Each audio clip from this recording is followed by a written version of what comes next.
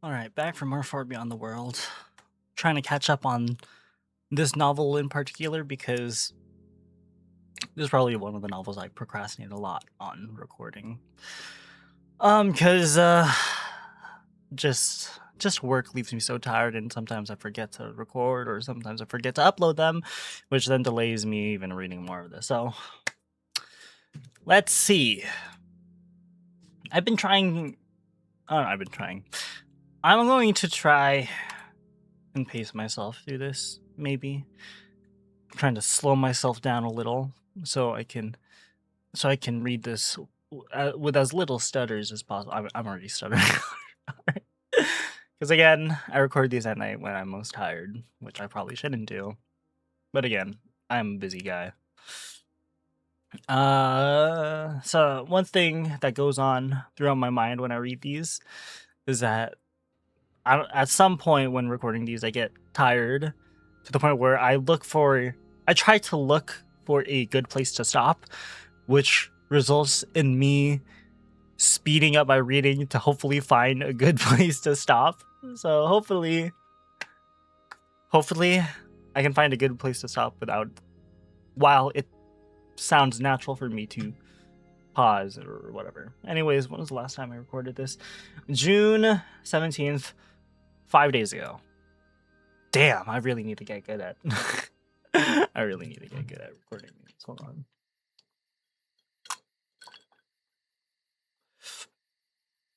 As I remember, I think Volgor visited us. And then after he left, night came, and then Varissa visited us, and she told us about Volgor's backstory, which I thought, Volgor's and Raynock's dynamic was like pretty cute. He's clearly upset. Is there any particular reason, or hold on? My mouse. History. Try to straight tears. So he's freaked out about being alone. So he's cuddling up with the cloak. I feel like I was gonna say something. I don't know. Ugh, I'm sorry I took so long. Father put me through hell on the count of, well, it's fine. I cut him off with a weak smile. No need for him to make excuses. I'm just glad he's finally here. Is it, though? Because it seems like you were crying. It's just my mind wandering off. I don't like being alone with my thoughts. It takes me to dark places. Speaking of... The wolf walks towards the cupboard and opens the top drawer. He removes it from a bundle of tinder along with what I assume is a flint and some sort of steel loop. He puts a loop into his knuckles and strikes the flint with it, allowing sparks to fall down onto the tinder. Within moments, he lights up the candles, and the room is suddenly bathed in the warm hues. Much better. I can't help but be amazed at his old-timey gadgets. Sorry, my bad. I'm also a little congested. I'm always congested when I record these. I wouldn't last a day without his aid or guidance. Wish I was this resourceful. I'm extremely tired. Had a rather rough sparring session today. He mutters, rubbing his shoulders with pain clearly visible on his muzzle.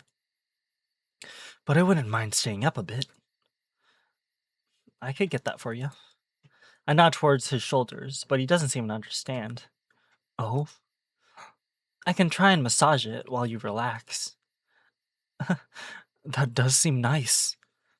He smiles, but quickly his expression fills with embarrassment. I don't want to take advantage, though. How could you, if I'm the one offering? He smiles, looking towards the kitchen doors. Well, I do have some ale in the kitchen. We could have a drink near the hearth. That sounds like a wonderful idea. I smirk, jumping off the bed and rush towards the kitchen. I'm not much of an ale drinker, but I will humor the wolf. He seems to have had a rough day. As I fill our mugs with a dark brew, Raynoch builds the fire. He huffs repeatedly at the tinder placed beneath the logs, slowly encouraging the flame to climb higher. I bring the filled tankards to the table, observing him intently. It would be useful to learn his method, the sooner the better. Could you teach me how to do this? I ask, once the flames dances merrily but inside the hearth. Sure, there's not much to it. He nods, joining me at the table. This is the fire striker. The wolf places a metal loop in front of me. You make sparks by striking it at the edge of the flint. He then plops down a small, glossy-looking stone. If you do that repeatedly on top of tinder, or kindling, eventually you get fire. I always have some laying around. Top drawer in the bedroom. He points behind me at the cupboard in the other room. And here, underneath the hearth. The wolf looks down, drawing my gaze to a heap of twigs and hay hidden in the niche beneath the stove. The niche or niche? I think in this context it's niche. In the niche beneath the stove. Thanks. I'll give it a try tomorrow. You better. I don't want you to wait in the dark until I come home. That's not good for you.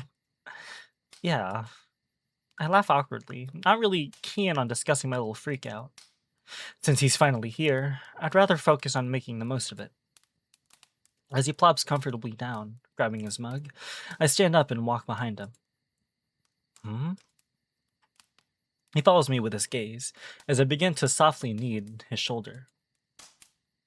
Offered you a massage, didn't I? Yeah. He muses, closing his eyes and enjoying my rubbing. I'm not exactly an expert, but I simply follow cues from his body. I apply as much pressure and force it as it takes to draw a grunt from him, letting up and changing spots when I see he's getting too worked up by it. Feels good to be home. He croons in pleasure, a soft growl reverberating in his playful words. And his playful words draw a slight blush from my cheeks. He mistakes my embarrassment for something else and quickly turns to face me with a grateful expression. I'm sorry. That was stupid of me. But what? I blink in confusion. All you must be thinking about is getting back home, and then I throw a comment like that. I smile at his train of thought. He's being considerate to a fault. It's fine, really. I know what you meant. I will take you back, I promise. He insists, his gaze full of determination. I know. I reassure him. I have absolutely no doubts about his intentions, but I'd rather not talk about my forgotten home right now. I simply nod towards my hands, letting him know that I want to return to the massage. He sighs, shaking his head in amusement, and rests back against the chair, allowing me access to his aching muscles. Well, sort of. I still have all his gear in my way. It would be easier if I take this off. I knock on his shoulder pad. That eager to undress me, huh?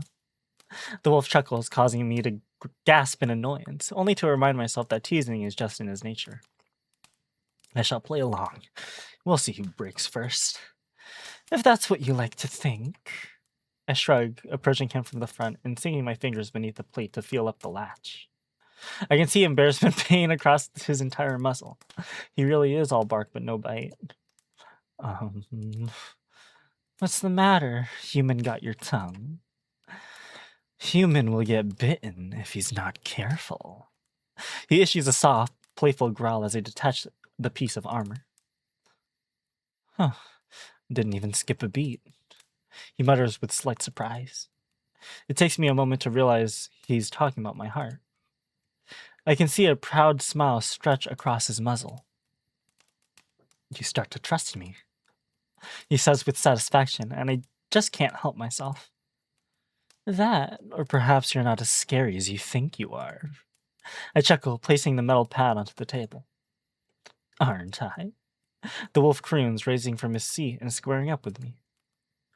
I literally reached only to his breast, and had not only or and not for his obviously gleeful tail swings, I even might have been a little intimidated. Sorry, I need to calm down. Give me a moment.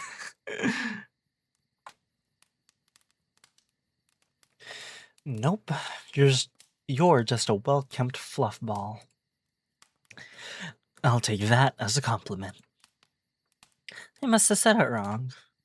I tease, but he only shrugs, removing his leather straps and placing his massive sword against the wall next to the hearth. Once he sits himself back at the table, I get full reign over his entire back. I smile, rubbing his tense neck muscle while he draws air through his teeth. Guess that's a sore spot, so I try to be gentler around it. Eventually, he breaks the silence, his voice slightly deeper and strained due to my massage.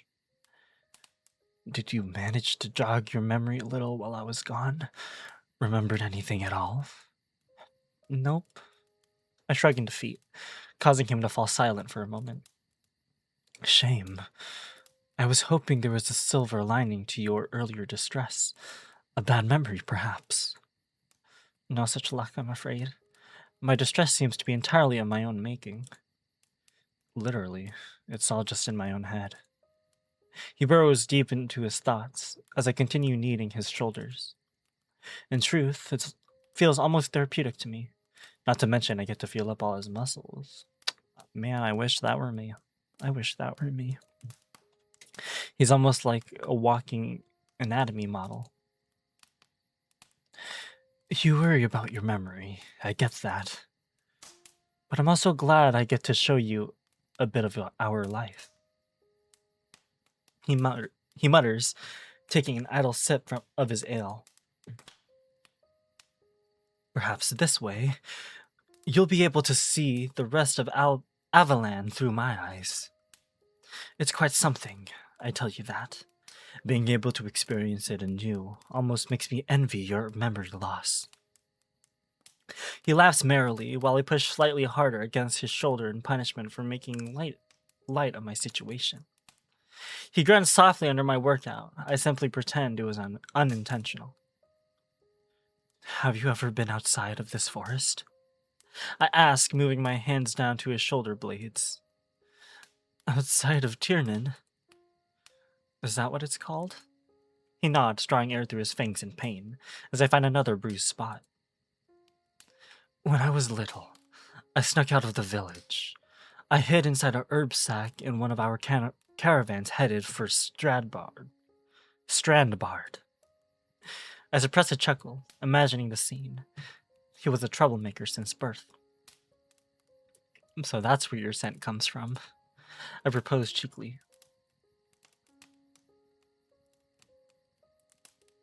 My scent? He blinks in confusion, and for a moment, I wonder whether the comment wasn't too forward on my part. I quickly laugh it off, though. I had to endure his teases. It's about time he tasted his own medicine. You smell like the forest, I muse, noticing his tail give an idle flicker before it began slowly swaying back and forth. He's struggling to contain a smile, clearly enjoying my observation. Where's Strandbard? I decide to spare him the lingering embarrassment of a genuine compliment by bringing our conversation back on track.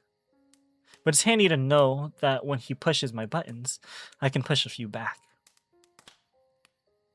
It's a Taigiri town just outside of our territory. It's where most of our interactions with the outside world takes place. The name is actually derived from an old inn around which the town grew, the Stranded Bard. Ah. I expected the place to be crawling with tigers, but to my surprise, it was filled with all sorts of creatures. There were lions there, sylvan folk of all shapes and sizes, even lynxes and wolves. I muse, easing up on the workout and trying to imagine those various beastmen. It all seems so fantastical. I saw cubs playing with pups in the streets, as if they didn't see they were different species. There was no combat training, No preparation for war of any sorts. Just idle folk going about their idle lives. I almost picture a fairy tale town with happy people, only doing happy things and thinking happy thoughts. Only thing missing is the townsfolk randomly bursting into a choreographed song. I know it's just his perception as a child, and perhaps the town wasn't as idyllic. However, the description does strike a chord with me. It sounds beautiful, really. He pauses, looking rather concerned. It made me wonder why we led such different lives, why we shied away from the other kin and jealously protected our woods. We're trained in combat since we're pups, always preparing for a war. Other kin youth play with wooden swords and chase hoops. It was very confusing. I glance at his chiseled but battered body and can see that the wolf really didn't have an idle day in his life. Instead, his days were filled with endless chain of spars and exercises meant to hone his physique. He might have a rocking bod, but it came at the cost of his childhood. It's almost sad, really. When my father found out, he was furious. We don't let pups outside our territory. We don't want them to get the wrong ideas. I blink. Wrong ideas? Like diversity and fun aren't bad?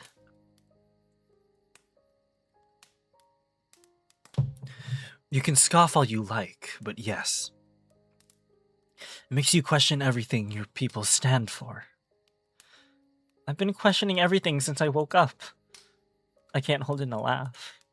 I find questioning things to be yet another good policy. Not when you're too young to understand what it is that you're questioning. Sheltering your kids like that doesn't seem right. Almost like you're indoctrinating them. Raynock looks back at me, and I finally splay my hands out in a what gesture. You don't understand. From what you're saying, you don't understand it either. I protest through a snicker. I know why we don't let the young ones out. For the tribe to be strong, their resolve needs to be strong. The other kin don't need to worry about wars. There's millions of them. They have plenty of soldiers, even if most of their people never seen a weapon in their life. There's maybe 100,000 of my kin left within these wood. 100,000? That's quite a bit. We need to keep our wits about us to hold onto what we've got left. I mean, I'm curious what the world population is. I found slowly losing my hope that Rannoch is not much different from the rest of his people. From what I've heard so far, they seem to be highly militarized, almost to tail. Fuck. Why can't I say this? I know this word. Totalitarian. Totalitarian society. That's like fuck, that's so embarrassing. But I was kind of thinking about like what Raynock said the day after we woke up, about how he told us about the name trees and the wars.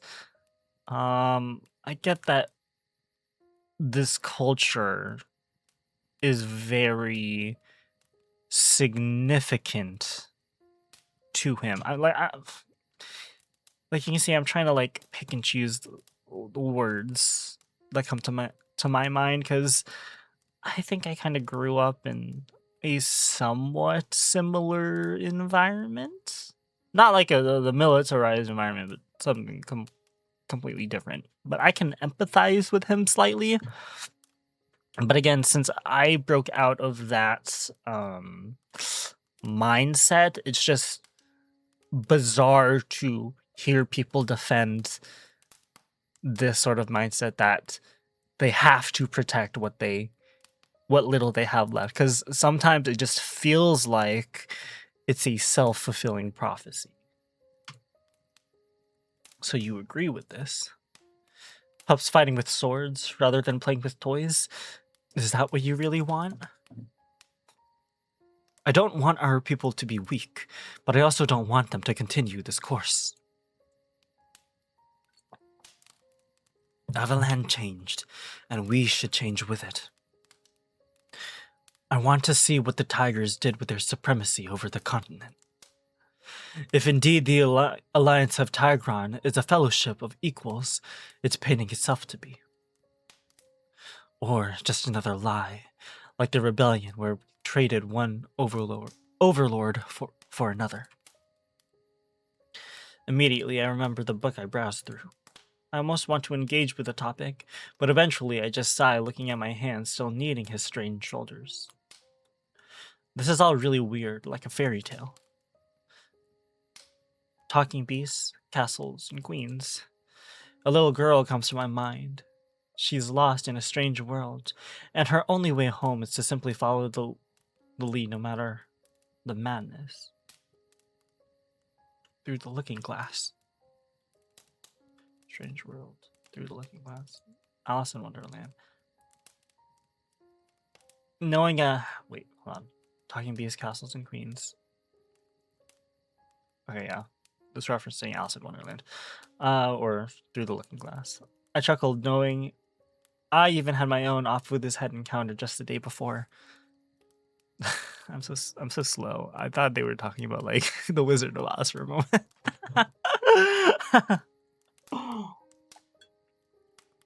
Huh?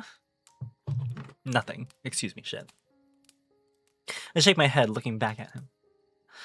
I might not know much about wolves and tigers, but the more you say, the more convinced I am that this little adventure you had as a pup did more good than harm. It made you curious. It made longing to explore and to understand. It made you more accepting of others, and I admire it. That is true. Raynok, even though he's like tightly woven, tightly bound by these principles and this culture that he's grown up to be and that he's expected to uphold if or when he becomes chief. The curiosity alone is definitely what makes him to be like a different chief if he wants to what's the word? Integrate with the rest of Avalan? Is that a better way to put it? To be more accepting. Especially with the fact that we suspect that he's gay. Okay, us, the audience. Not Kaylin. Kaylin doesn't know that he's gay or bisexual. But, yeah. Again, just that curiosity is enough to free anyone from this conservative mindset, like it did with me in real life. Anyways, that's where I was going with it. He stretches out with a satisfied grin. Thanks. I'm also glad we'll get to share this little adventure together, learning from one another. Damn right. Raynok cheers, raising his mug and spilling a little bit of his brew. I roll my eyes in slight annoyance. I just clean the floors. In all fairness, I was quite nervous about you. I knew you were my path the moment I found you, but I worried. What about? You know, he mutters with a troubled expression. Would we? He interlocks his fingers in a jigsaw gesture. Oh my god! And did we? I smirk, causing his eyes to narrow. Okay, I think you're confusing overconfidence for an attractive trait. As the kettle set to the pot, I quote him right back, pushing playfully on one of his muscles, and the wolf widens his eyes in shock. Our joint laughter fills the room, and I return to soothing his aching back. I must admit, it feels nice to be able to talk with someone so openly. No matter the subject, or what our respective position is on the matter, we always manage to return to a common ground. It's an amazing quality. This wolf, there is something about him that I simply adore. Damn, this feels good. I bet. A sly smile paints across my face as I bask in his praise. That is, until I see a bulge in his crotch growing larger with each workout I give to his muscles. God damn. Just everything just makes this guy hard. He's doing it far too much. I put my hands away, returning hastily to the table, pretending I haven't noticed. The last thing I want him getting all self-conscious and giving me another speech about being defective. I grab my mug and nervously bring it to my mouth, trying to swallow a long gulp. Thanks. I needed that. He mutters, still savoring the afterglow of my massage. You're welcome, I respond, looking away to hide my blush. I want to continue the conversation, but I see he's completely out of it. He just leans his head back and rests his eyes. I slurp the ale through the awkward silence, checking up on him every now and then. Every time he's around, a complete sense of calm descends upon me to the point where I simply enjoy his presence. I look at the trees outside, gently rustling on the wind. I wonder what time it is. Curious about the tiger rebellion he mentioned, I consider picking up the blue book again, when I noticed Raynok's head slump slightly to the side. I think he drifted off to sleep. I look at his crotch and I confirm he is completely pacified. He has been completely pacified. Damn, he must have been really exhausted. That or my rubdown relaxed him to the point of utter bliss. I chuckle it off. Who am I kidding? My poor attempt at a massage most likely will cause him soreness in the morning.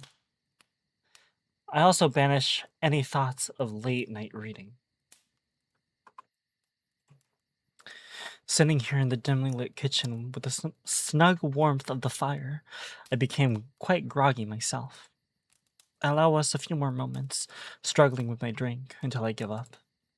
The bitter brew is not my kind of thing. I poke Raynok, stirring him up from his nap. Mentally, he's already in tomorrow, so I have to help him up.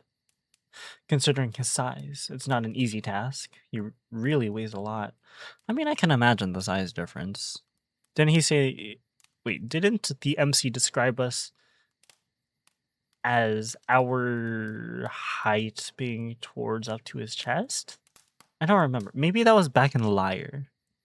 Anyways, either way, they're probably really big. Once he stands up, he slumps slightly onto my shoulder, and I almost stumble. Okay there, buddy. Let's go. I lead us slowly to the bedroom. When in sight of the bed, Raynok plops onto it with a heavy thud. I love you so much, he mutters quietly, clearly addressing the mattress. I find it rather cute. Clearly addressing the mattress, huh? The mattress, right. Right.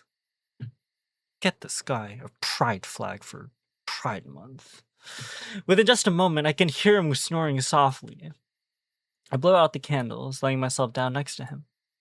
I dart my eyes between his peaceful muzzle and the soft flickers of the slowly dying fire within the hearth. I haven't felt this calm the entire day. The soft orange hues flooding from the kitchen just make this whole scene so idyllic. Only one thing would make it better. And as if he read my mind, Raynok's massive paw swoops behind me and pulls me closer to his chest. Are we just gonna leave the fire in the kitchen running like that? Considering what he said, I should try and free myself from his embrace, but I'm nowhere near that strong-willed.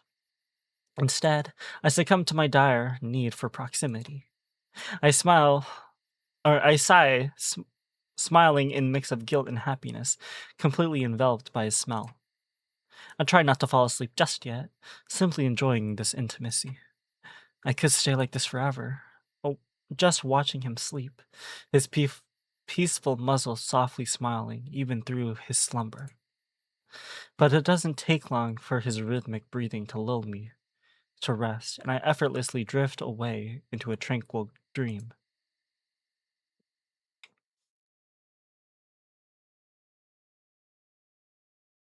I spend several hours buried snugly in the memory of his warm embrace, which carries me through the night.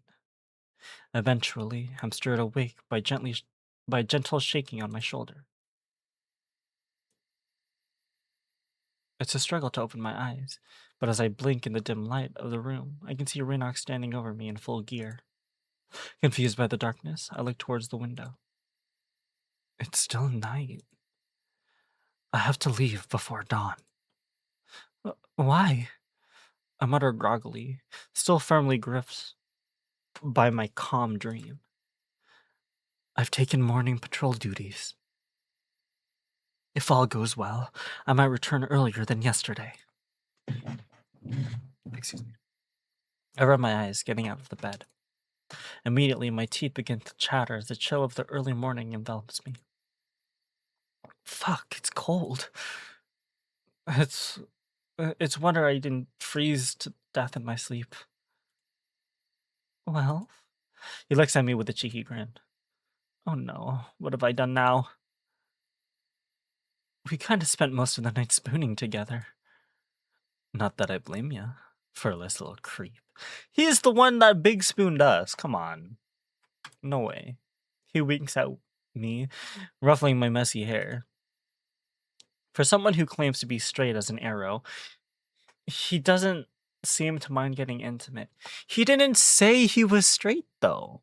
He just said that he liked girls. I mean, yeah, you can interpret that he likes women only to being straight, but he didn't deny liking guys. I'm just saying. Plus, with the fact that he's getting hard with this massage, you can say that's a reaction to stimuli. But come on, this guy has been flirting and blushing all fucking day. All day, all night. Come on. Kaylin's so clueless. I swear to God. I'm sorry. Don't be. He waves his paw at me. As I said, I get it. It is a cold night. I seriously need to get some clothes. I'll talk to Verissa. Maybe she has a spare dress you could borrow. I give him a death stare. Not even remotely funny. He laughs me off, clearly amused by the idea. Who said it was a joke? I rub my arms energetically, trying to warm up, as the wolf takes curious glances around the room. I think he's only now noticing my exploits from the previous day. Well, is it new sprite? Come on, he looks so cute. I'll give the artist that. Is it just me, or did you clean the entire house? Oh, yeah. I mumble awkwardly. You don't have to do anything around here. You know this, right? He asks, almost as if my effort weighs heavily on his consciousness. Well, Vol might be calling me a piglet, but that doesn't mean I have to live in a pigsty. I blurt out cheekily, catching him off guard. He quickly laughs it off, giving me a teasing smirk. Well, forgive me, my lord. Is my humble abode not to your liking? Oh, stop it. I shake my head as he bids me to follow with a gesture of his paw. Come. The wolf disappears into the other room, and I go after him, hoping that the kitchen hearth is already burning. I'm relieved to see that it is, and I place myself next to it, my skin seeping in all the warmth it can get. I look at the wolf in confusion as he grabs a bowl from the table and stirs something inside of it. Versa gave me an idea for a nice treat. Oh? What is that? Bread batter? I approach him as he invites me to inspect the contents. I gaze curiously inside the bowl and immediately recognize a familiar batter. Pancakes? I ask with glee. Mm-hmm. He smells toothily. His tail gives an energetic flick. I do this a lot with visual novels. I've noticed that I've done a lot with Soul Creek, but sometimes I like to question the logistics of the language and the things that we have, and while we're isekai in this world, essentially. I think it's interesting that they have the concept of pancakes and maybe possibly other desserts, maybe. I don't know, because this wolf society, they don't typically eat a lot of bread. They're mostly focused on meat and maybe berries. Meat and berries is what they mostly eat. So bread and maybe food similar to bread, they don't eat much. He smiles toothily as his tail gives an energetic flick. Glad to see she was correct. You've got morning duties, yet you woke up early to get breakfast ready? He's so busy, yet still finds time to do something special just for us. Well, it's only fair after that lovely rub-down you gave me. Yeah, he wishes he can give another type of rub-down. The wolf rotates his right shoulder with clear relief. I feel like a newborn pup. I almost blush at the comment, really glad I was able to ease him up. Still, I think he's only saying that to make me feel good. My massage was sloppy at best. And I need to compensate you for the complete makeover of my house. Again, he looks around awkwardly, clearly embarrassed that I cleaned. I watch as he rubs his hind paw across the wooden panels, causing them to squeak. And the floor wasn't this shiny since I've laid it down with wool. I just chuckle, shaking my head with amusement as I walk towards the cupboard to wash up. It was nothing, really. It gave me something to do. Oh, well then, perhaps next time you could rethatch my woof. My wolf? God, my roof. How did I say wolf? Oh, I'm so stupid. He proposes through a snark, and I simply shrug. Sure, if you show me how it's done. I was only joking. He sounds almost offended. I honestly don't want you to do menial tasks around their house. Despite our circumstances, you are my guest. But how else am I supposed to earn a treat from you? I wink, really amused by how uncomfortable my housework made him. I will feed you well, regardless of services rendered. Don't you worry about that. He seems to be blushing a lot in this instance. Come on. He huffs, and I finally face the water bowl. I thought you said you can't bring food home. Father gave me permission on the count of you being here. I reluctantly touch the water and blink. I mean, can they bring food home? I mean, it's clear that they can make food. Does that make sense? Because like earlier, not Vol. Reinok had eggs. He somehow had eggs. So did he sneak the eggs in the house to cook? He also had a way to like cook the eggs, like a pan sort of thing.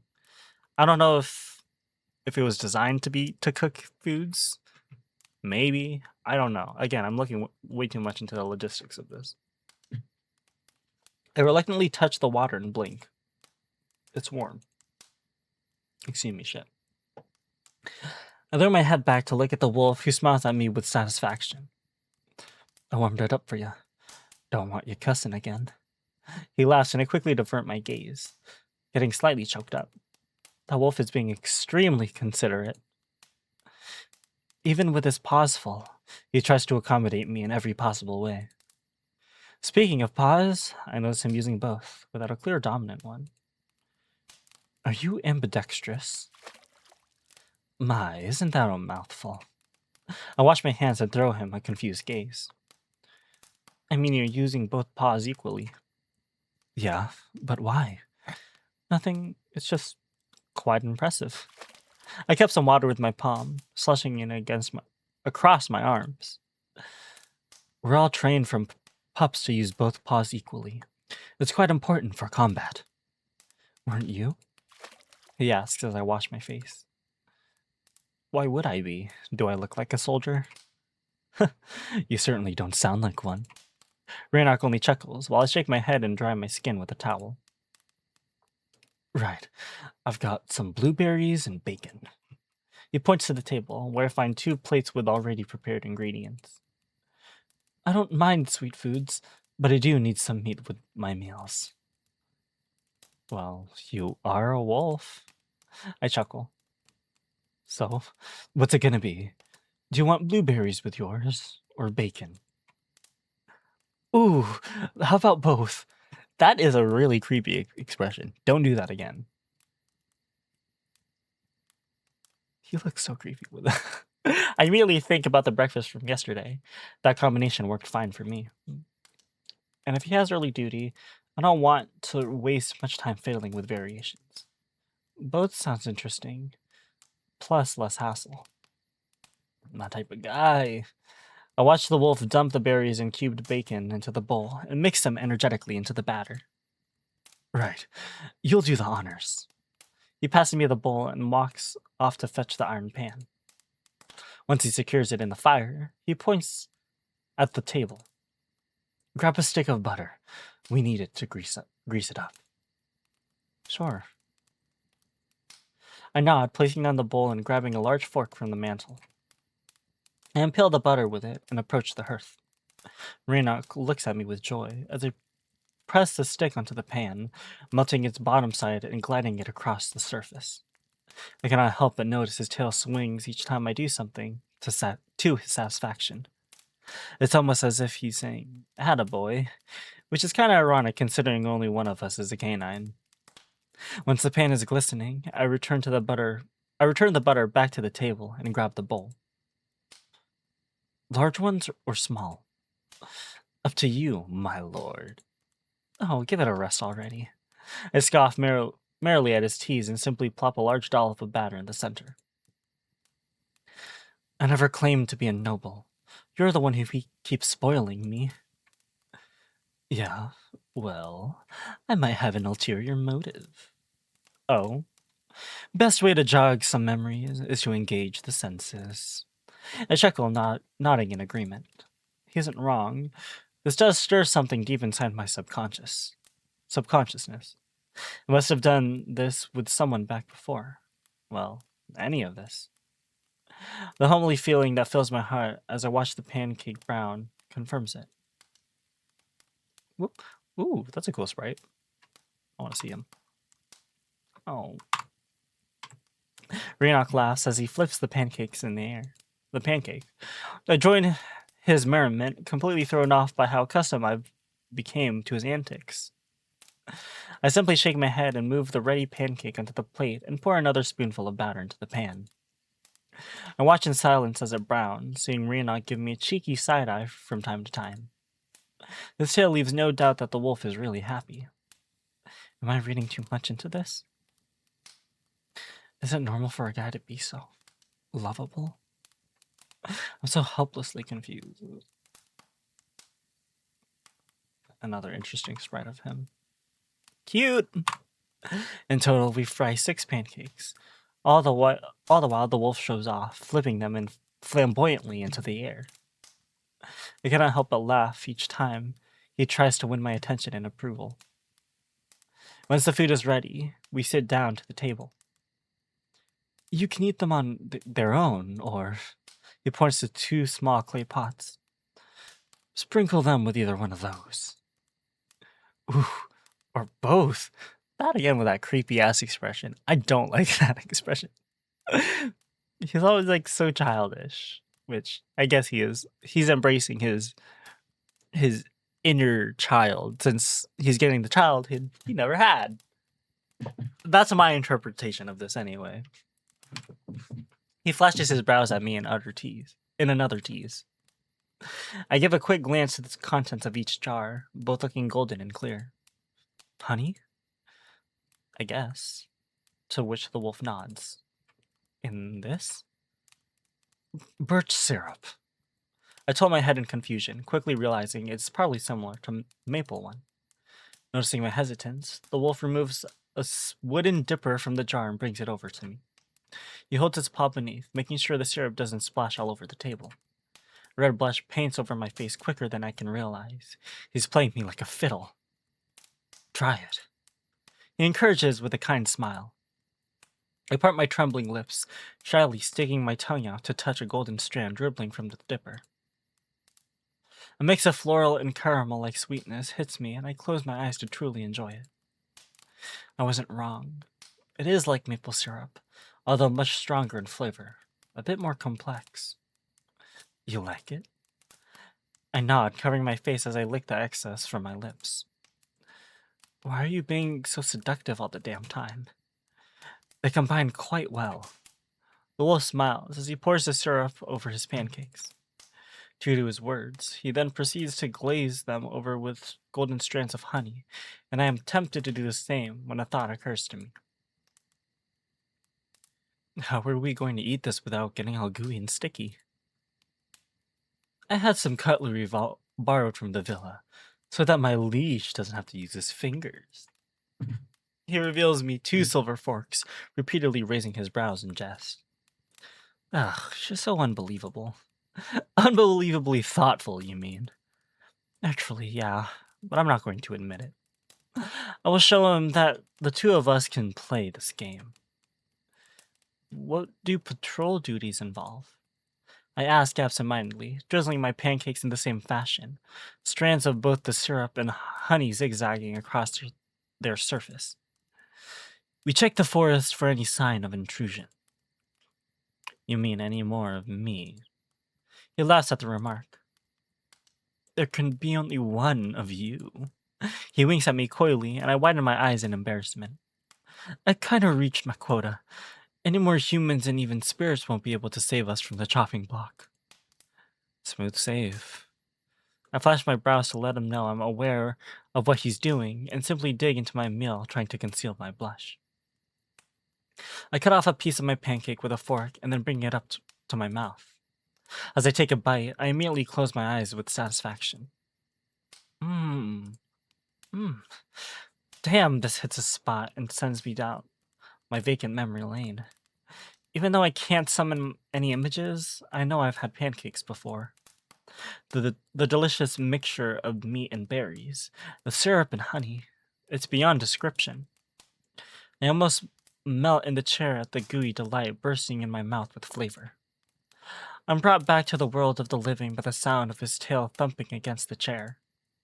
He looks at me with absolute joy, clearly happy that his treat did the trick. Thank you. You're welcome.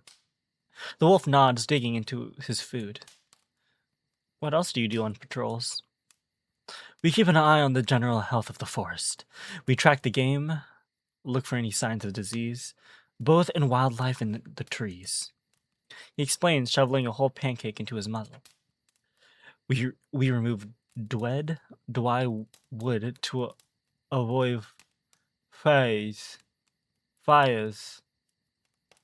That made me have a stroke. It made me realize why he was saying it that way. I forgot he was eating. I wince as a wolf struggles to speak with his mouth full. His casual manners are almost endearing as I chuckle as he finally swallows the food down with a loud sigh. That sort of stuff. I watch carefully as he gets up and walks towards the barrel to fill up his mug with ale. We also do war games with other packs, exercise and spar. I try to keep my pack well trained and ready for anything.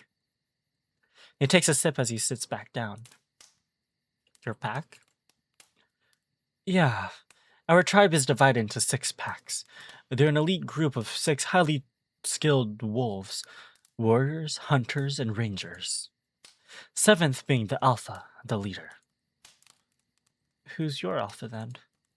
He narrows his eyes through a bemused smile. I did say my pack, didn't I? The wolf reveals with a twinge of pride in his voice. You're the alpha? I almost exclaim, choking slightly on my food. And that surprises you? No, just wow. Raynock receives my praise with satisfaction.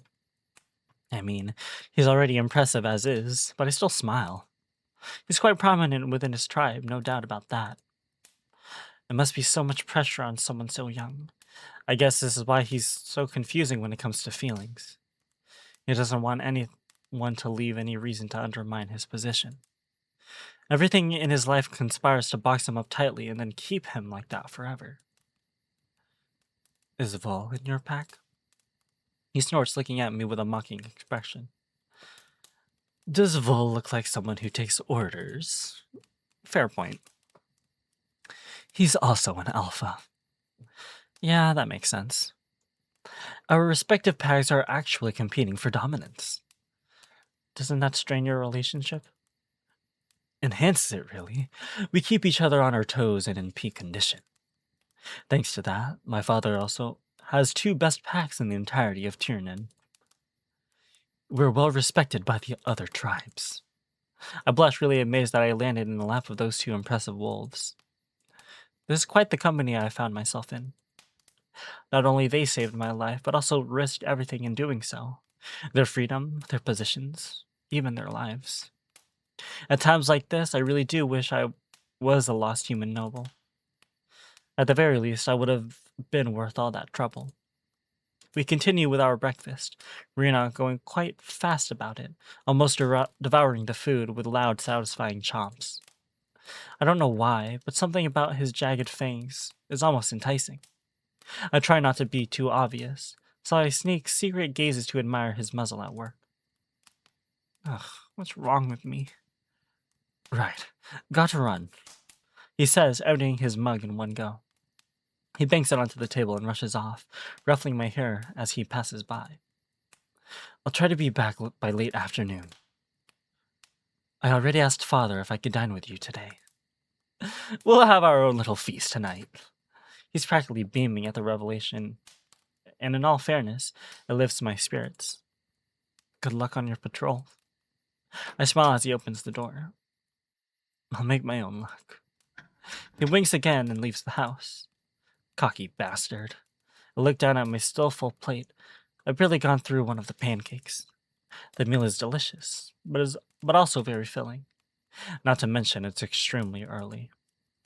Looking at the window, it's hard to gauge what time it is, but I bet it's somewhere in the range of 4 a.m. I gaze back to my pancakes, feeling rather reluctant to leave them unfinished.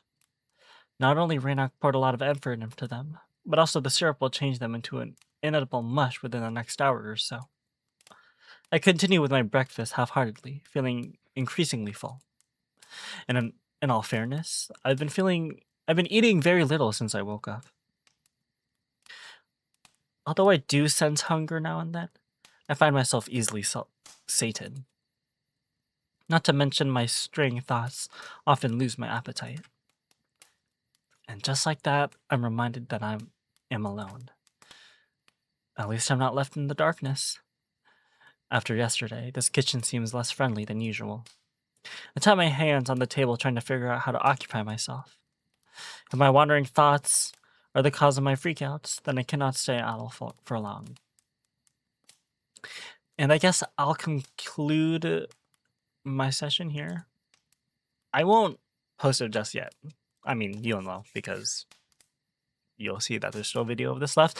I'll record another session of this and stitch it together since it's less than an hour. But I'll see you when I have the energy to record more of this.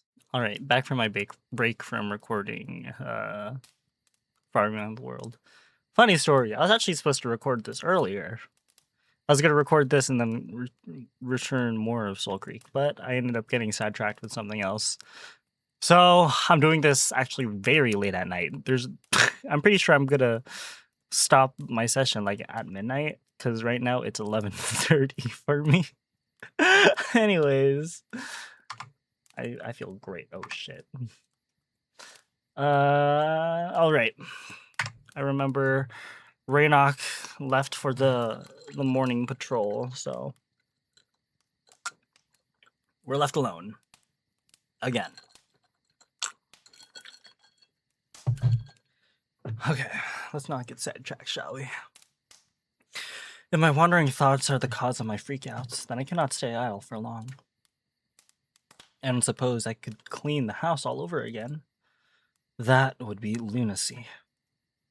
I sigh, reluctantly approaching the cupboard and picking up the blue tome. The Great Tiger Rebellion. What a title. How funny would it be to have pop quizzes based on this nonsense? They did those at a school? I can almost recall a classroom filled with chatter and laughter. The image is blurry, with faces blank and distorted, disappearing almost instantly into the ever-present nothingness in my mind. Huh. I was educated. I used to study a lot. I can't remember what or why, but I used to stay up late with a book like this, or wake up early to catch up on my studies before an exam. Curious. I gaze around the room, realizing how familiar this setting really is. He was right. The best way to jog one's memories is to engage the senses. This realization fills me with hope. If an early read can summon even a glimpse of my past life, then perhaps with time I'll manage to regain more of what was lost the more activities we get to do. Rannoch is quite smart for someone who was supposedly born with a sword in his paw. I wonder, do wolves even have a school? Should I mention to Rannoch that I used to study, or will he mock me once again for being born in high places? I can almost hear his la-di-da, young lordling read books instead of learning how to fight, or something along the lines. I just chuckle, shaking off this little sidetracking thought. I guess it doesn't really matter. I recline comfortably, set on giving the book another go. Apparently, the first major battle of the rebellion took place right here, in Turnin. The Tigiri and Sylvan folk decimated an entire Leonine? Shit. An entire Leonine army within these woods. It was a first defeat dealt to the Lions, which proved to the otherkin of Avalan that their overlords are not invincible. From that point onward, the rebellion grew in scope, with more creatures banding together to overthrow the tyrants. The rest of the book is filled with dates and names, a very crowded parade of characters spanning nearly a century of conflict. I try to pay as much attention to detail as possible, but considering I really have no context for any of this, most of the information goes in one eye and out the other. I flick the pages idly, munching on the remaining pancakes from time to time. A long yawn interrupts my reading, and I look around to notice it's already quite bright outside. Resigned, I just close the book shut. Lions bad, tigers good, everyone lived happily ever after. Clearly it's biased writing and won't help me with a proper conversation with Rannoch, but rather only fuel his frustration. With day arriving in full swing at least, I don't have to worry about the dark. I approach the window and admire how nice it is outside. The weather seems absolutely lovely, with not a single cloud in the sky and the warm sun reaching out to everything it can touch. I close my eyes and enjoy the warmth on my skin. I stay there for a few minutes, almost losing myself in the moment until a familiar nagging feeling stirs inside of me. Ugh, I really need a hobby. What do people even do when home alone? Protected from intruders. And 'tis not the season yet. I'm not well versed in my pop culture to know what this is supposed to be referencing. And 'tis not the season. Is this Home Alone? I haven't watched Home Alone in a while. I don't know. I chuckle, shaking my head at another absurd thought to which I have no context. My gaze darts to the books, and I'm really unsettled by the idea that I have to kill the time. That all I have to kill time with is an equivalent of a foreign encyclopedia. I don't know why, but I have a feeling that it was much easier to be entertained back where I'm from. I can't think of a single thing I would do, but I'm darn sure I wasn't this helpless. I really need to get out of this damned house. It almost feels like as if the walls are watching me, waiting for me to lower my guard. I don't know why, but my breath slightly speeds up. I begin struggling for air as my windpipe clenches shut, as if Vul was strangling me again. An overwhelming feeling of dread falls upon me as I look around the room in fear. What's going on? I gasp, clutching my chest, feeling my heart pounding like a drum. My eyes tear up, and once I'm hyperventilating, I know the panic has already set in. No, no, no! Why is this happening in broad daylight? I'm losing control again. This is wrong. I cannot give in. Shit.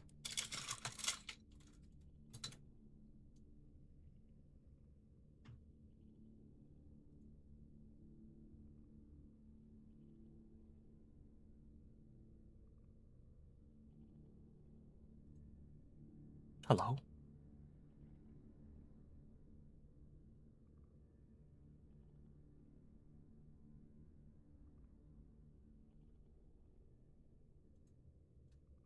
There's no escape.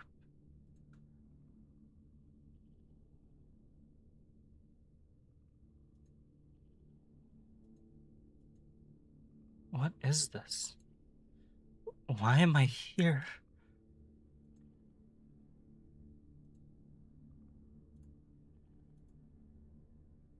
You are already dead.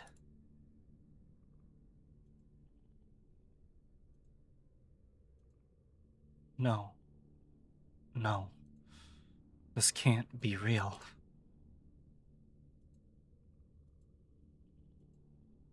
Let me go.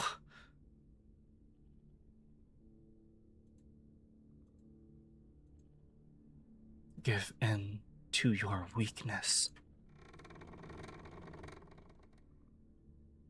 I desperately draw in air, breathing heavily as if I just resurfaced from a deep dive. I feel so vulnerable and empty, as if all the joy and happiness got sucked out of me.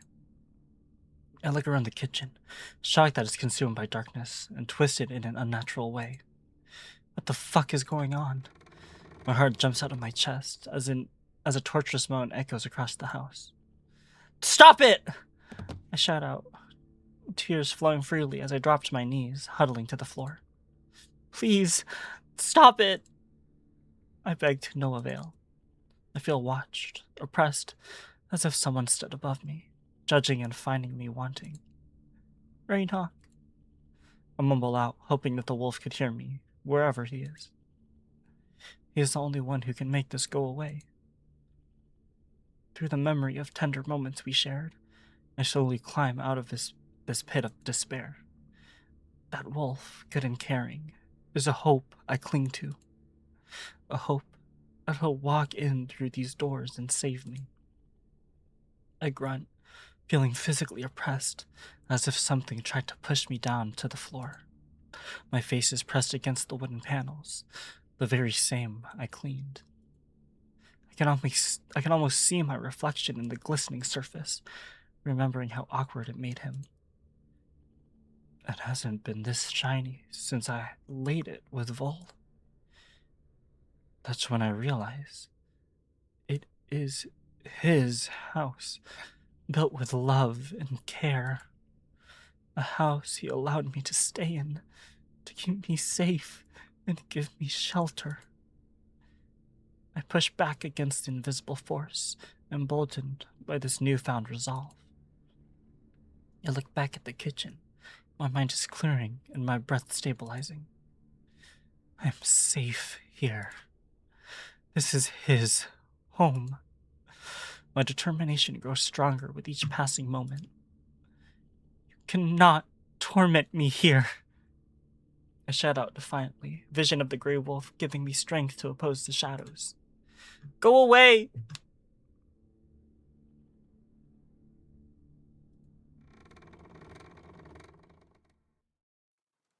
And just like that, the nightmarish vision dissipates as if it was never there. At first, I'm stunned that I managed to banish it. Almost cautious. It's just another trick. I rush towards the window, pressing myself against the glass. Dark clouds cover the sky, and a heavy slush of water fills my ears. It's raining cats and dogs out there, but it is still very much daytime. When did the weather turn? I rub my temple in confusion, trying to rationalize how I slipped out for so long. With a shaky step, I approach the table and sit down, trying to stabilize my breath. Something is terribly wrong with me. I slowly begin to realize why my emotions shift so violently. There are those ripples of self-doubt and self-deprecation echoing across my mind, almost as if preying on my moments of weakness. Despite masking themselves as my inner thoughts, they feel so cold and dark that I slowly start to notice the difference. But how did the hours go by without me realizing? It's almost as if I were in a trance. As upsetting as this revelation is, I take solace in the fact that I can fight back. The gray wolf is the key in that struggle. The onset of heavy rain outside deepens my feelings of sorrow and loneliness. I decide to retreat to the bedroom where Raynok's scent is the strongest. It might be odd, but I need to feel the wolf near me, even if it's in an esoteric sense. I sit myself quietly in the window ledge, looking at the soaked world outside. Hold on. I can't hide the thing, the text box here. I kind of just wanted to see the clear ledge here, because it used to be stuff on there. Anyways. The rain rhythmically taps on my window, slushing down the glass and distorting the view. I hug my knees tight to my chest. I hate being alone. Whenever I'm still sitting with my own thoughts, I'm instantly filled with terror. With no memories to go by, my mind is akin to a void, boundless and empty, and with so much space, the shadows roam free. I try making up some memories, some happy distractions. I think about days gone by, when I would get out on an afternoon like this and run through the grass, getting wet and dirty, an imaginary friend at my side while we dance in the rain. I must have done that. Immediately, I picture his friend to be Raynok, this friend to be Raynok, his fur soaked and dripping. I chuckle, wondering if he'd smell bad. Again, I feel warmth going down my cheeks in two streaks. I'm in tears. I feel so alone here, so helplessly alone. No parents, no people to call my own, just this wolf in his cottage. As lovely and adorable as he is, he cannot compensate for an entire life lost to the void. My friends, potential siblings, my mom and dad. In all honesty, I'm just an orphan at this point. I'm so consumed by despair that I jump up when a familiar paw lands on my back. Raynok! I gasp, startled out myself. How long were we out? How long were we in this panic attack state?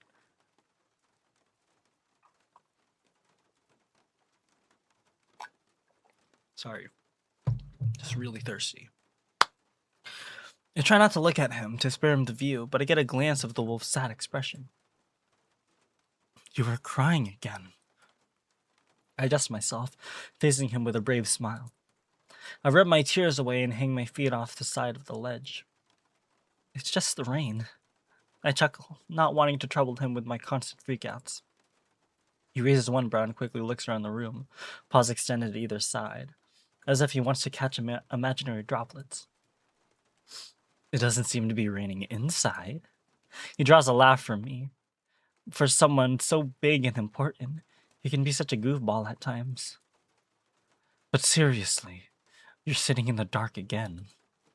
The wolf grumbles, giving me a more stern look. I told you it's not good for you. Praken don't deal well with darkness, especially when distressed. Humans aren't Praken, are they? And I narrow my brows in confusion. Besides, I didn't want to waste your candles for a silly rain. I make up an excuse, not really wanting to admit I was so far gone that my mind was incapable of a logical thought. Seeing my reaction, the wolf smiles awkwardly. I feel bad about leaving you alone. I understand. You have duties. I look back at the world beyond the window. The rain doesn't let up, but despite that, it's getting quite bright, as if the clouds are slowly parting. The wolf notices that too and lowers his head so that his muzzle can fit into the gap I've left in the niche. An hour or so, and it won't be so gloomy. I don't mind rain. I utter the words with a defeated tone. Rain can be nice, especially on a warm day.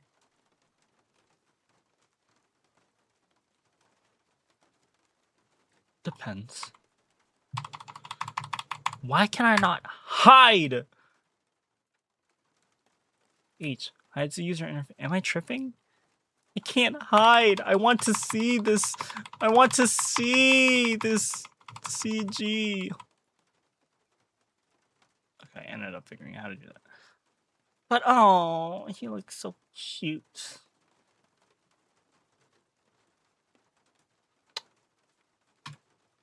Depends. Raynok sounds hesitant, and it forces me to regard him. It's strange to see his powerful jaw so close to my face. His lips curved into an expression of discontent, one fang sticking out in that now familiar fashion.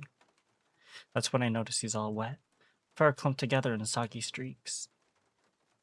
I can't help but smile at the sight of this damp wolf. I shove my face closer, almost to his cheek, which causes his eye to quickly center on me. He's cautious, and I can feel a slight embarrassment, but he doesn't move. Once my nose is almost touching his fur, I take 2 quick sniffs. You don't smell. I muse with satisfaction. Should I? I pull away at his confusion. I don't know why, but I thought a wet wolf would smell bad. Raynoch straightens up, looking down at me with a bold smirk. Oh, that's when he shakes his entire body, akin to what a wild wolf would do. His neck fluff and his neck fluff and longer strands of fur dance around, sending droplets cascading in all directions, but mostly on me. Raynoch, what the hell? I yelp out as if I'm being showered with this cold, woven rainwater. Finally, the air fills with the subtle scent of his musk, dewy and reminiscent of a forest in the early hours of the morning. I look up at him, my skin speckled with rain, slight annoyance in my expression as it's quickly replaced with terror. Raynoch, no, don't you dare! My screams turn into squeals as a giant, wet beast envelops me in his arms. I struggle in vain as he lifts me up with ease. He tilts us backwards, allowing gravity to do the rest. I sink into his waterlogged fur, struggling to breathe, my feet kicking in the air.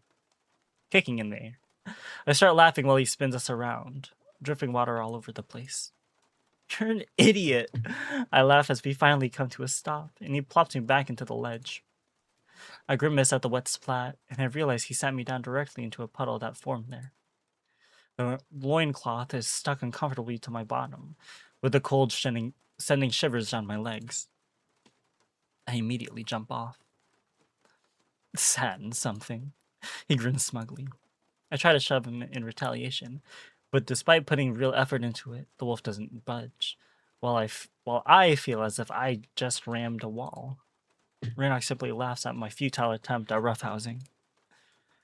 I would pay you back, but I'm afraid you'd fly out the window. Oh shit, my bad. I simply nod in agreement, looking back at the world outside. If we ignore the broken glass and splinters, it doesn't sound all too bad. Oh, he inquires with amusement. At least I would be out of this damned house. Are you not happy here? It's not that. You take great care of me. I couldn't wish for more. I shake my head, causing the wolf to smile in relief. But I'm slowly losing my mind here. When I'm alone, it's like the walls close in and whisper at me. What do they whisper about? This question causes me to pause, unsure if I want to unpack everything that's going on with me. I decide to brush it off in a half-teasing manner. That I'm inadequate? I reply in partial jest. Are you saying my house is secretly throwing shade at you? That's probably because you refuse to piss on it. We wolves always mark our territory. It took offense. He sneers and I just chuckle. It's hardly my territory, is it? While you're here, my territory is your territory. Well played. But despite him lifting my mood, I really do need to get out of this cottage. Since we're both wet now. I look at him with a pleading smile. Could we just as well go out for a walk? Just a short one? Seeing him frown, I know it's not an option. He looks at me apologetically. We really shouldn't. Everyone knows I'm here anyway. You're not supposed to be seen. We'll go into the woods. No one will be there in this rain. Even if, let them see. Keeping me out of sight only adds to the rumors. What rumors? Keeping me out of sight only... What rumors is he talking about? Does everyone know that that a human is here, or... oh wait, maybe it's probably just like the elders. and everyone with authority.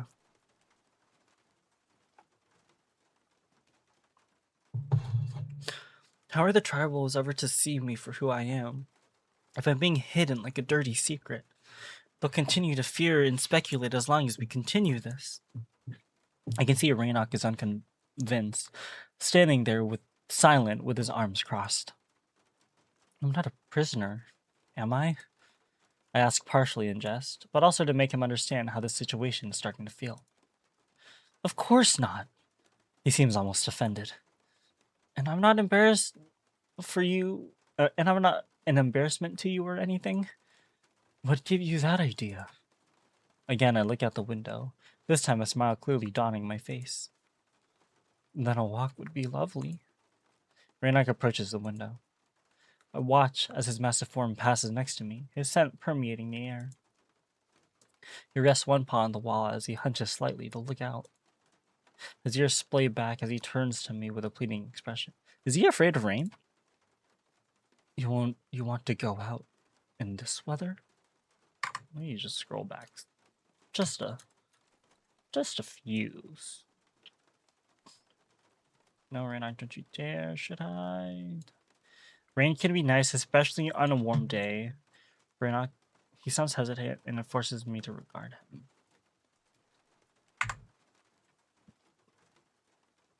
Can't we wait until it stops at least? Then you'd say that too many wolves are out. I grin, gently embracing his free paw with both hands. He looks down at my gesture, while I start tugging in the direction of the door. Come on, it'll be fun. Raynok remains hesitant, but eventually smiles back at me and allows himself to be pulled towards the door. If I am forced to make up memories, might as well make real ones with a real friend at my side. I don't know why I've said it out loud, but I'm instantly glad I have. The wolf's smile widens, his tongue slightly peeking out of his muzzle. Did he just blip at me? I can hear his tail swoosh behind us in excitement as it splatters the floor with more water. You go out front and I'll go through the window. I laugh at the absurdity of our little outing arrangement. Okay, just give me a moment to leave my gear behind. The wolf nods happily and walks off, while I rush to the ledge and open the wings. The rain slushes over the sill, immediately creating a puddle that leaks into the room. I guess it'll give me an excuse to clean the house again. I push myself over the edge, waiting for the wolf on the other side. The cool droplets contrast immediately with the warm breeze, gently kissing my skin every now and then. This is quite invigorating. I laugh as Raynok finally arrives in a sorry state, his fur clumped and hanging heavily. Wet wolf. It's been a while since I've seen that sprite of him, I think. I laugh at him, forgetting that in this scenario, he has the upper paw. His determined, challenging smirk proves that I've just made a mistake. Within a second, he's on me, enveloping it again in his soggy fur. An even wetter human! At first, I struggle in his embrace, only causing more water to drip onto me, so eventually I simply surrender. As the wolf pulls away with a cheeky smile, I cannot help but to laugh with him. You're such a pup, said the tiniest adult I've seen in my life. He sneers and I just shake my head. Come on, let's go. I pull out his paw, as he's still reluctant to move from his spot. I want to take my wolf for a walk. I jest and Raynok smiles, almost smitten by my words. He is so gay! Ooh! Just friends my ass. He's always been blushing. Just as I'm about to let go of him, he takes firm hold of my hand.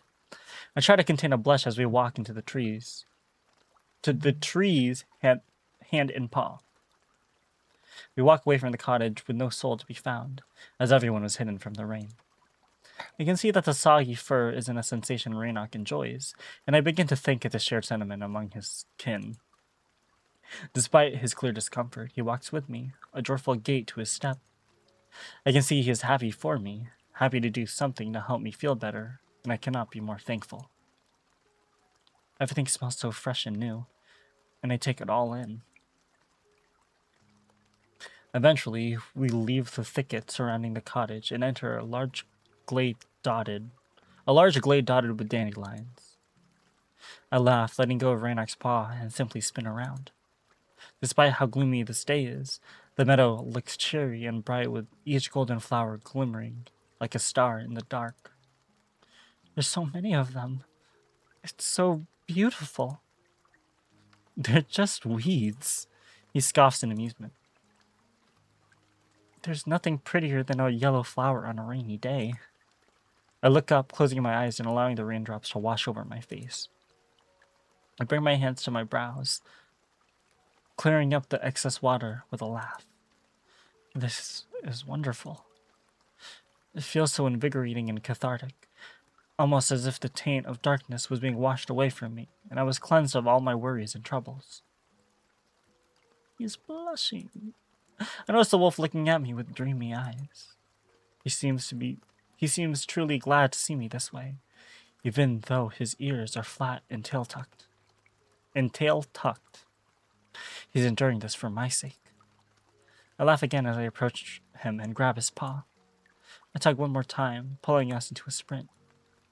He doesn't ask why, and simply matches my speed as we run through the glade, blades of glass sloshing at our legs and joint laughter filling the air. I see the mist rising, with delicate sun shafts piercing through the clouds every now and then, bathing us with speckled light. It all seems like a dream. What brought this up? He tugs at my hand for attention, and I look at him with a wide smile, just blinking away the rain. Although we come to a stop, I still slowly wander around in place. You're practically beaming. Did you remember something? The wolf asks with clear hope in his voice. No, I chuckle. But I will remember this.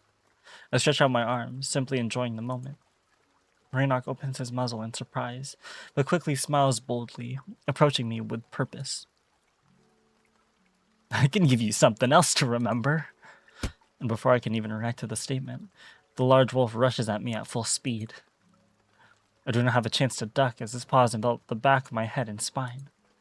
He tackles me and pins to the ground, his embrace cushioning the fall as I release a loud oof. The only discomfort I feel comes from his crushing weight pushing me deep into the wet grass. Raynock! I yell out, and before I know it, he starts to roll us. The world spins around as I gasp for air each time I'm above the grass. I hear the wolf laughing, his deep voice rumbling inside his chest, and I just join his glee. Everything smells like the forest dew, his wet fur gently slapping my face on each rotation. Suddenly, he releases the embrace and allows the force of our last roll to throw me off into the grass.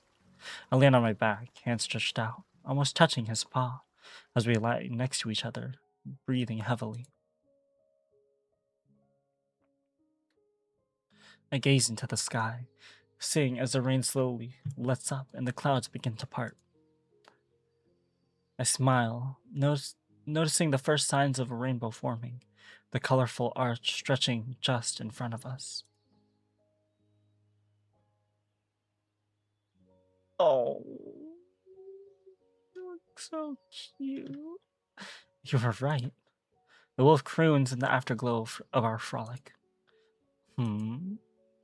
Rain can be nice. He smiles. Anything can be nice when you're around.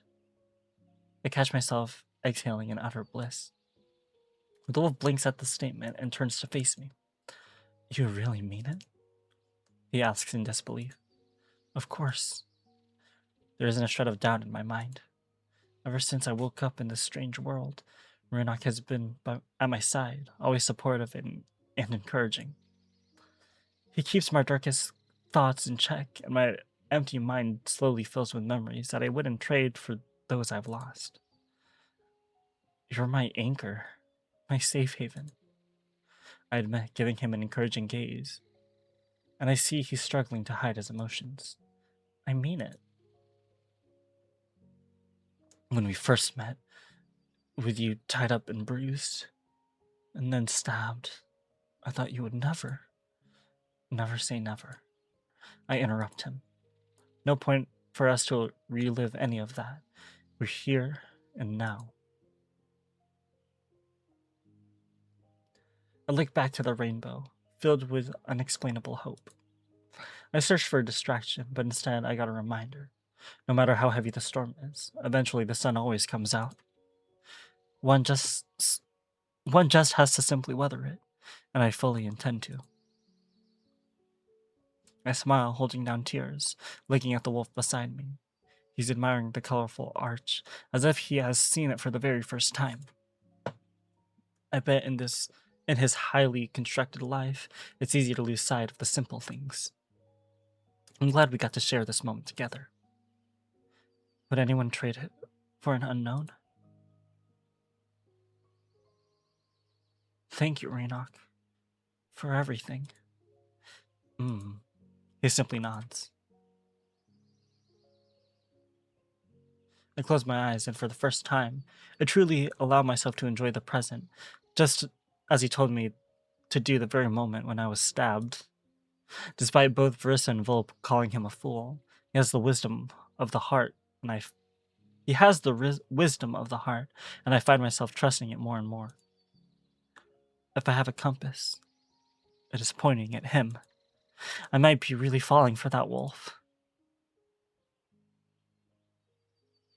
We spent some time resting in the glade, not really talking much, but just enjoying each other's company.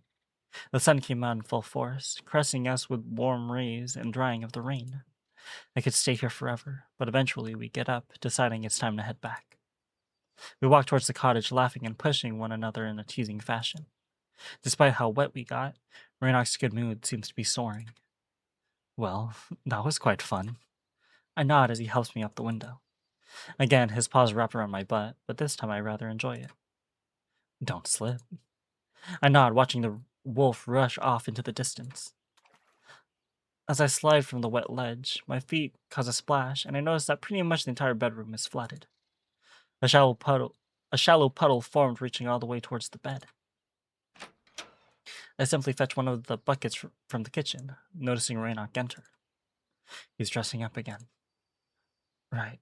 I've got to see my father real quick to deal with a few things. But it's all wet. Well, I can't very well see the chief in just my pants, now can I? I guess. I chuckle, seeing the wet cloak slap against his black back. Poor wolf. Don't worry, I'll be back in a moment. I nod and I bring the bucket back into the bedroom. I use one of Raynock's old loincloths from the chest to soak up all the water and wring into the bucket. It doesn't take long to get the room dry again. Once I'm back in the kitchen, I decide to prepare the fire. The wolf is completely waterlogged, and I bet he'll enjoy having some warmth once he's back. I take a few pieces of wood and then secure them in the hearth. Well, I'm going to pause my session here for the day.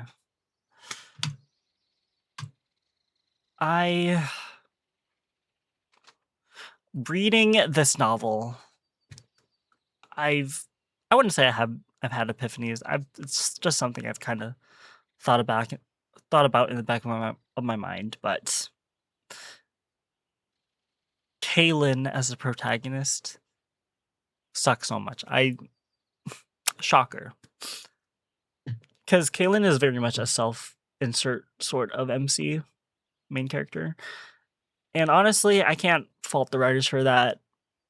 It's a very common trope among, the human ex big furry wolf man. And hey, even though Kaylin sucks, I really love Raynock.